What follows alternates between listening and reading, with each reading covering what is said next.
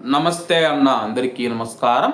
కువైట్లో తిరిగి విమానాలను ప్రారంభించాలని చెప్పేసి కువైట్ ఎంబసీ అధికారి పరిమితా త్రిపాఠి గారు కువైట్ మరియు అలాగే ఇండియాలో ఉన్న విమానాల కంపెనీలతో నిరంతరం చర్చలు జరుపుతూ ఉన్నారు.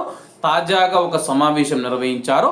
వివరాల్లోకి వెళితే కువైట్ మరియు ఈ ప్రాంతంలో ప్రస్తుతం ఉన్న భద్రతా పరిస్థితుల దృష్ట్యా కువైట్లోని విమానయాన సంస్థల ప్రతినిధులతో క్రమం తప్పకుండా సమన్వయం కొనసాగిస్తూ రాయబారి పరిమితా త్రిపాఠి గారు కువైట్లో పనిచేస్తూ ఉన్న భారతీయ విమానయాన సంస్థ ప్రతినిధులతో వర్చువల్ సమావేశం నిర్వహించారు.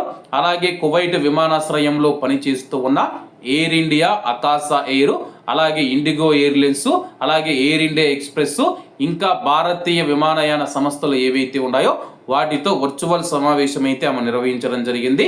సౌదీ అరేబియా ద్వారా భారతదేశానికి అత్యవసర ప్రయాణం కువైట్ నుంచి వచ్చిన భారతీయ పౌరులకు మద్దతుగా ఇవ్వడానికి ఈ ప్రాంతంలోని భారతీయ విమానయాన సంస్థల ప్రస్తుత కార్యాచరణ స్థితిని పరిమితా త్రిపాఠి గారు సమీక్షించడం జరిగింది. చాలా మంది కువైట్ నుంచి సౌదీ అరేబియాకు వెళుతూ ఉన్నారు.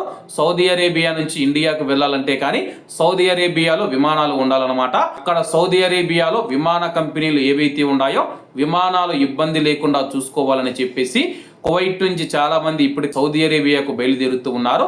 వాళ్ళకు ఎటువంటి ఇబ్బంది లేకుండా విమాన ప్రయాణం ఉండాలని చెప్పేసి భారతీయ విమానయాన సంస్థలతో పరిమితా త్రిపాఠి గారు అయితే సమావేశంలో అయితే చర్చించడం జరిగింది. ప్రస్తుతం మనం చూసుకుంటే కానీ కువైట్లోని భారతీయ సమాజం యొక్క భద్రత మరియు శ్రేయస్సు ఎంబసీ కార్యాలయం యొక్క అత్యున్నత ప్రాధాన్యతగా ఉందని చెప్పేసి పరిమితా త్రిపాఠి గారు పునరుద్ఘాటించారన్నమాట.